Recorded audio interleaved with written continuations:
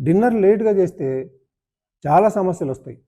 అంటే ముఖ్యంగా మనం గుర్తుపెట్టుకోవాల్సింది ఏంటంటే ఎందుకు లేట్‌గా చేయకూడదంటే గనక, మన డైజెషన్ సిస్టమ్ ఎట్లా ఉంటదంటే సన్‌రైజు, సన్‌సెట్ లాగానే ఉంటది. ముందు అలా స్లోగా ఆకలి పెరగటం, మళ్ళా స్లోగా తగ్గటం.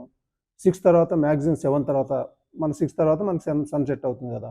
అక్కడి నుంచి స్లోగా అది డౌన్ అయిపోయిద్ది. ఆకలి పెట్టదింక మనం. నిజంగా ఆకలితోటి ఎక్కువ ఆకలితోటి ఉండి తినపోయినా గూడా అక్కడికి పోయేసరికి డల్ అయిపోయిద్దది. అయితే ఇక్కడ మనకి ఏం ప్రాబ్లమ్ వస్తదంటే, అక్కడ గనక లేట్ చేస్తే గనక మన నిద్ర మీద ఎఫెక్ట్ పడుద్ది ఫస్ట్. చాలామంది ఏమనుకుంటారంటే నైట్ తినపోతే నిద్ర పట్టదు. అది అలవాటు చేశారు కాబట్టి మీరు 2, 3 రోజుల దాకానే ఆ ప్రాబ్లమ్ ఉంటది. తర్వాత ఎంత ఎంప్టీ స్టమక్ తోటి ఉంటామో అంత గాఢంగా నిద్ర పడతది. ఎందుకంటే పొట్టలో ఆహారం లేనప్పుడు అప్పుడేమైతది మన బాడీ రెస్ట్‌లోకెళ్ళిద్ది.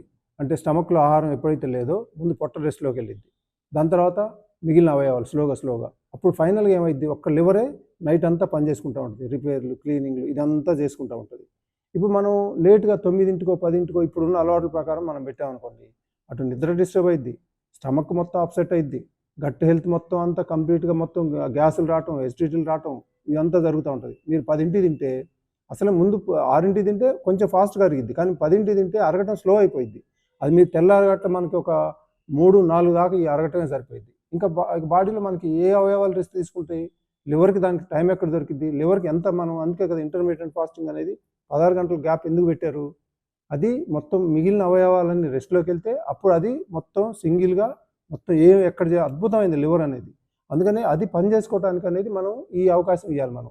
6 గంటలకి ఇంకా నేచురల్ అయితే ఇంకా దాంట్లో ముందే మనం ఫుడ్ తీసుకోమని చెప్తాం మనం. అంతే తప్ప 7 గంటల తర్వాత అనేది ఉండదు.